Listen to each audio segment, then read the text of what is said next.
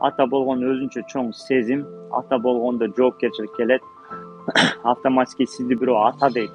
Ата дегенде уже сиз мындай өзүңүздү башкача сезесиз.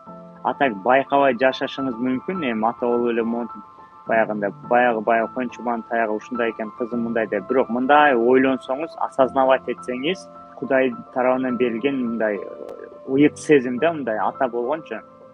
Эсиңиздерде болсо керек, биринчи балаңыз төрөгөндө мынтип кармагансыз колуңузда, бул сиздин балаңыз же кызыңыз, мындай ошолдогу сезимди эстеңиз кандай. Ушунчалык эме болгон жок да, жөн эле үйлөндүк, билебиз, баба болдук, мындай жөн эле алып коюп атабыз да. Бул жерде аябай укмуш кереметтер бар. Биринчи ушуну сезе билишиңиз керек. Бул өтө маанилүү.